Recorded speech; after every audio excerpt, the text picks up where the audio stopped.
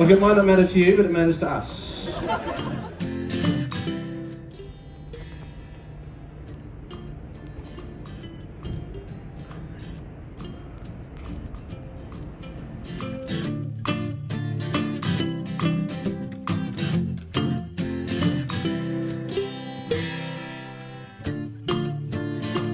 One of our dive crew come on in just a moment and tell you a little bit about more about your day, especially how to get in up close with the Great Barrier Reef on a special day here out at Hardy Reef.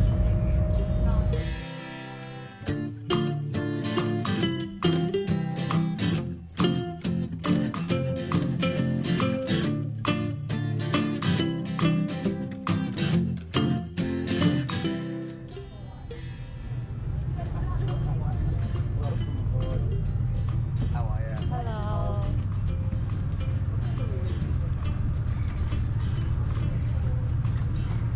开心的。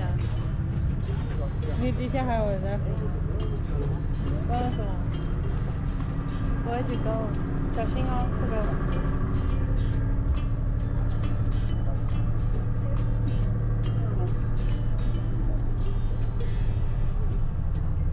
哇哦！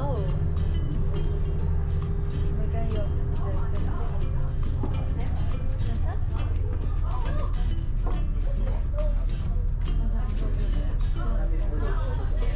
那我们去那边好了。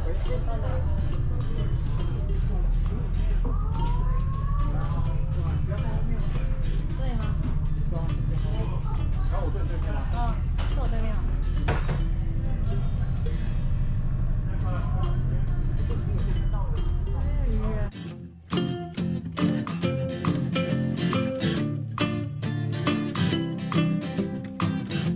哇！已经有了，已经彩色。刚好看到很多黄色的，刚好看到，对啊，有刚好看到这种很多鱼。有一些颜色超漂亮，可能没有很多，但是刚还是有。好像是固定的绳索。因为它不是那个电。我妈说她有做玻璃船，但他们没有不见，因为我妈会怕。是救生衣比较好。对。Okay, folks, a very good morning still. Welcome aboard our semi-submersible. My name's Gemma. I am actually the marine biologist out here and the master reef guide for Whoa. So basically what we're looking at is the outer edge of a wall that goes down to about 60 metres in depth. So everything underneath what we're looking at is old dead coral. So if you were to drill a hole from the middle of the reef flat up there down to the bottom, that's how old the reef would be down there. Old dead coral about 15 million years old. So over the millions of years, the water levels risen and receded. So during an ice age, the water levels really low. A lot of this would die off, and you can walk basically all the way back to Airlie Beach, which is where the cruise ship is. This here where we are, this is what is an ancient river system. So this would be where you'd be fishing, I guess. This would be where you'd come out to do all those water activities. But the coral is really resilient. They have these amazing strategies for surviving those kind of events, and they're actually about to do it in the next month here. I just heard from a friend up north that last night they had some coral spawning at Fitzroy Island. So that's how these guys actually survive these big events. A lot of our coral has come from down around Indonesia, up around Indonesia. Those larvae can travel on the currents for miles and miles and miles. They'll sit in the water for about 5 days, 7 before they'll look for a place to recruit. And that's where we get all our new amazing coral. Now, everywhere you go on the reef, there's about 3,000 individual reefs that you can see across the whole reef. Our one comprises mostly of hard corals. So what you will find out here is mostly branching coral. We've got lots of that in front of us. It's the one out there that looks like all those sticks. It actually grows the fastest, so it can overgrow a lot of the other corals out there. So that's why you see lots and lots of them. We can actually see we've got some plain corals coming up. They're going to be the flat brown ones that we're coming past. When they're out sitting off the deck deeper edge there, they're a really good spot to have a look for some of your bigger fish. That's where they'll hide out underneath those ledges. And then you've got your really old ones, and they're going to be our big boulder corals. The boulder corals actually only grow about 1 millimetre every year, so complete opposite of what our branching corals, they can grow about the length of your forearm every year. So the growth rates are quite different.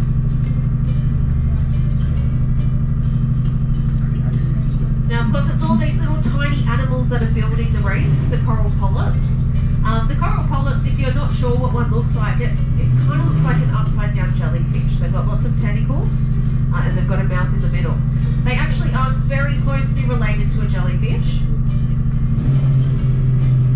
They can sting just like a jellyfish can.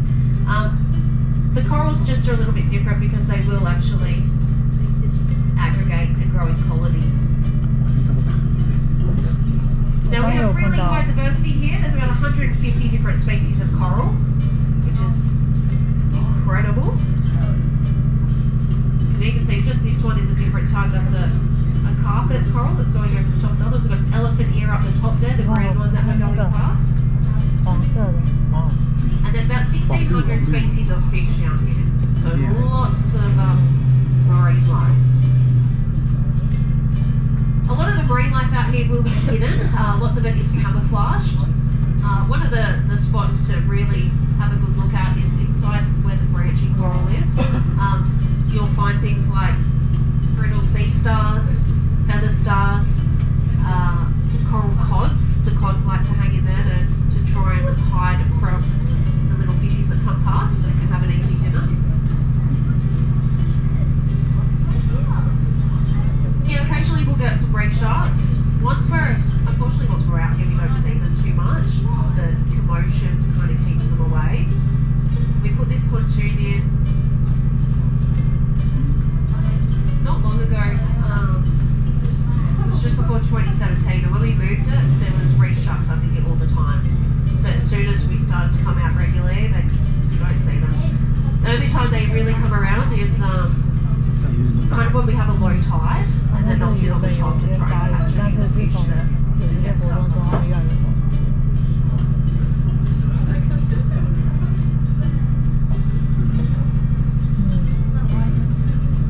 小丑鱼吧之类的。你想象脚这些都是有颜色，是有多壮观。 It's not 应该都 volcanoes, 死光 it's 了 actually just 没颜色，那边有蓝色的， masses. 看到了吗？蓝色的。红色啊，橘色那种。 From the continental shelf 听 is 说世界 another 上的珊瑚差不多很多都死光了，太热了。 breakfast at the 是 start 气 of 候 the reef. 还有环境的影响，还有污染。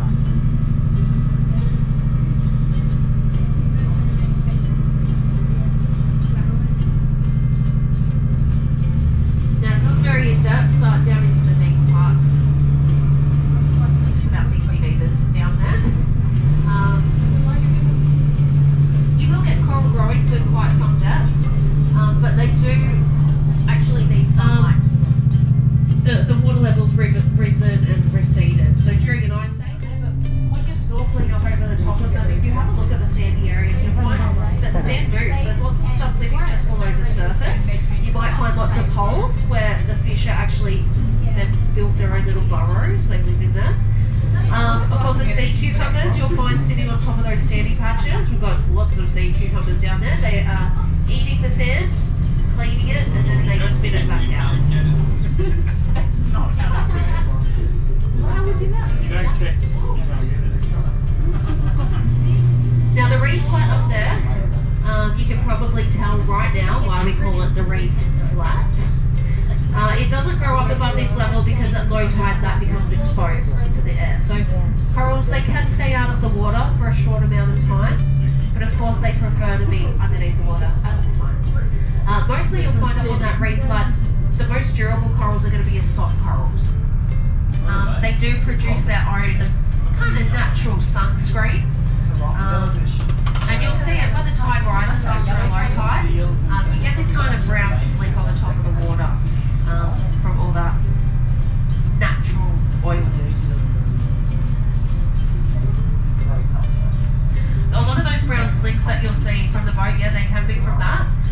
Or it could just be Trichodesmium, which is a blue-green algae. Yeah, all very natural. The Trichodesmium is seasonal. We'll get a big blooms of it in winter, and then we get big blooms of it as we come into summer as well. There's an anemone back there.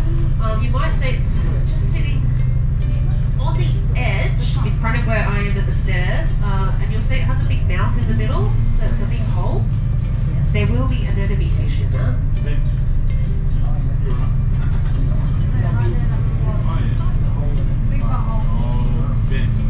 So up on the reef side, you'll see definitely a lot of boulder corals as well. They're one of the most durable, very slow growing. There's one that looks like a brain over there. And even on the reef platform, you can see a massive boulder coral up there, but it's not going to be round like a boulder. They're actually more like a donut, because instead of growing up, they'd be growing above that tide line. They're growing just out and wide. So the top becomes coral rock, and then it's just alive around the outer edges there. I've got a couple of different fish in front of us now. I just saw a school of parrotfish. The parrotfish are the ones out there, they look like they're flying. So they'll be flapping their pectoral fins like a bird. You might just have seen this one with the orange on its back, this grass. The one that looks like it's got a flame on his back. He might come out into the sun in a minute. He's got pretty cool colours, he looks like a Hot Wheels car.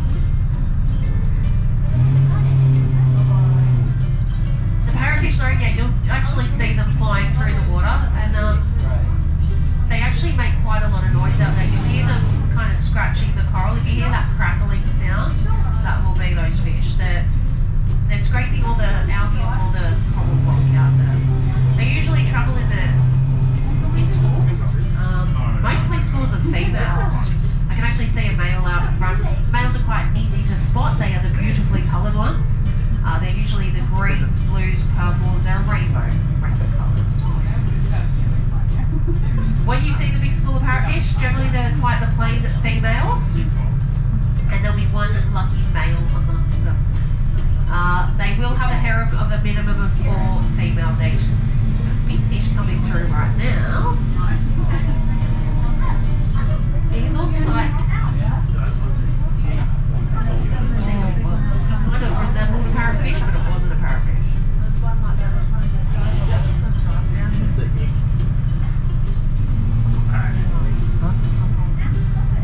Now up on the top there, you'll see clashes of those little yellow fish. The damselfish, anything that's really small, you'll see they'll stay really close to that coral. Gives them a lot of protections from some of those bigger fish. But the damsels in particular, they'll stay nice and close. We've got some blue damselfish here. The ones that are out in the deeper water, they are blue-green chromies. They do change colour, those little ones. They do that basically to show each other if there's danger around.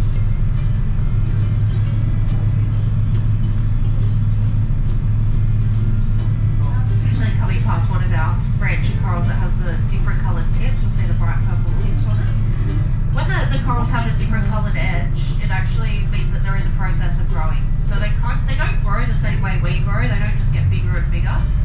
They'll get to a certain size and then they clone themselves and they add another pollen to the colony. So all these coral in each colony has started from one animal. They just multiply themselves.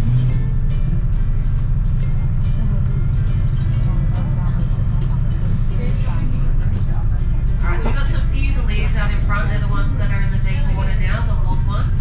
There should be a couple of species amongst them. Usually there's a scissor-tail fusilier, and then they hang out with their cousins, the yellow-tailed fusiliers as well. They do sit out in the deeper water because they're plankton eaters. So they don't need to get up close to the reef, they don't need to eat the algae, they don't need to try and eat any fish, they just hang out in the deep water. You might spot out there as well a little clam. I don't like his name, he's called a boring clam, but I don't think he's very boring. You'll spot them really tucked into that reef. They secrete this special chemical that allows them to tuck themselves into it. They are out there doing a job though. They're probably one of the most important animals on the reef now. They're not the most important, they're my favourite. They actually clean the water. So there are natural water filters. If you see the big giant clams, they'll be sitting out on top of the reef. They can live to be over 100 years old and they actually can filter through them the same amount of water that's in a swimming pool each day.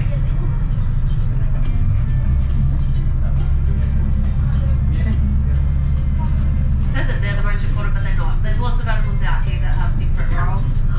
Those parrotfish, if they're not there, the whole reef becomes covered in algae and it smothers the coral, so they are extremely important.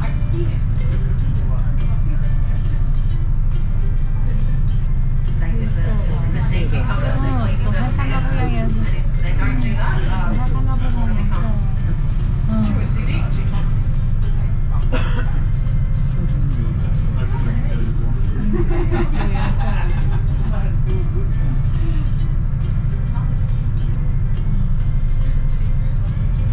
Now probably the big question I always get is about the colour of the coral. And specifically a lot of people see that white there that you can see on top of the coral there and think it's bleached. That isn't bleached coral, that is coral rock is what we call it. It's old dead coral that's covered in sand. So those areas are the places where the parrotfish are feeding on the algae. They're scraping it off those areas. And it's also the areas where the coral spawns, where the babies need to land. That's where the juveniles will land and start growing. Those areas are completely natural. You need them out here. It's kind of when you go into a rainforest and you have the leaf litter, the mulch, the fallen trees. Everything is there for a reason. You've got things happening in all those areas. Well, I think that you might be heading us back in. There is those big fish though that you'll get to see when we come in. Did you spot them when you were waiting for me? The really big ones. Yes. They're giant Queensland gropers. They're so big that